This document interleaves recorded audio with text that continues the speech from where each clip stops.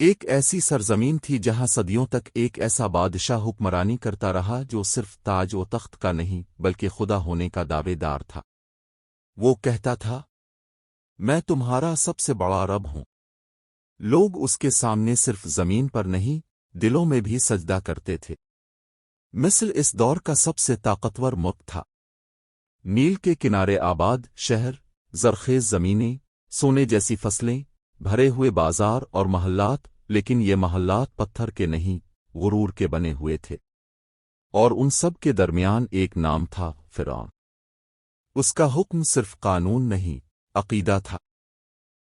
لوگ اس کی بات مانتے نہیں تھے، اس پر ایمان رکھتے تھے۔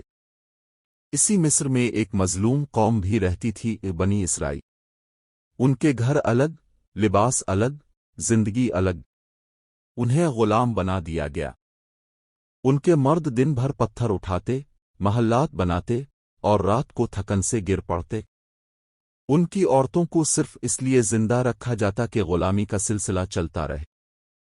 فرعون جانتا تھا، جو قوم کمزور ہو وہ کبھی تخت نہیں ہلا سکتی۔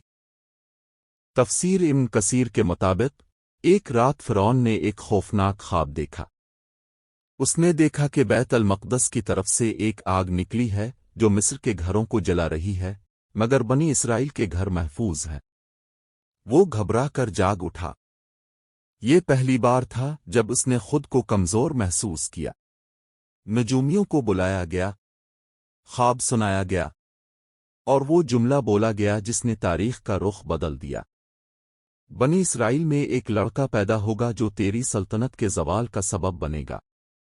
یہیں سے فرعون کا خوف ظلم میں بدل گیا۔ قتل کا حکم۔ فرعون نے حکم دیا، بنی اسرائیل کے ہر نوزائیدہ لڑکے کو قتل کر دو۔ شہر شہر تلواریں چلیں، ماؤں کی گودیں اجڑ گئیں، ہزاروں معصوم قتل کر دیے گئے۔ اسی ظلم کے دور میں حضرت موسی پیدا ہوئے۔ ان کی والدہ خوف میں جیتی تھیں۔ تب اللہ نے وحی کی، اسے دودھ پلاؤ، اور جب خطرہ محسوس ہو تو اسے دریا میں ڈال دینا۔ ڈرنا نہیں، ہم اسے تمہیں واپس لوٹائیں گے۔ انہوں نے ایک صندوق تیار کیا اور موسی کو نیل میں چھوڑ دیا۔ وہ صندوق بہتا ہوا فرعون کے محل تک پہنچا۔ فرعون کی بیوی حضرت عیسیٰ نے جب بچے کو دیکھا تو اللہ نے ان کے دل میں رحمت ڈال دی۔ انہوں نے کہا، اسے قتل نہ کرو، شاید یہ ہمارے کام آ جائے یا ہم اسے بیٹا بنا لیں۔ فرعون نے غرور سے کہا، یہ بچہ میرا کیا بگاڑ لے گا؟ اور یوں اس نے خود اپنے زوال کو اپنے محل میں پال لیا۔ نبوت کا سفر۔ وقت گزرا، موسی جوان ہوئے۔ اللہ نے انہیں علم اور حکمت عطا کی۔ ایک دن ایک مصری اور ایک بنی اسرائیلی جھگڑ رہے تھے۔ مدد کی فریاد آئی۔ موسی نے ایک مکہ مارا، وہ مصری مر گیا۔ یہ حادثہ بن گیا۔ فرعون نے قتل کا حکم دیا۔ موسی مصر سے نکل گئے، مدین پہنچے، جہاں حضرت شب کے ہاں قیام کیا، چرواہے بنے، صبر سیکھا، اور وہیں نبوت کے لیے تیار کیے گئے۔ کنواں طور اور نبوت۔ ایک رات کنواں طور پر روشنی دیکھی۔ آواز آئی، اے موسیٰ، میں ہی تمہارا رب ہوں، میں نے تمہیں چن لیا ہے۔ انہیں حکم دیا گیا کہ فرعون کے پاس جاؤ۔ معجزات اور انجام۔ فرعون کے دربار میں جادوگروں کا مقابلہ ہوا۔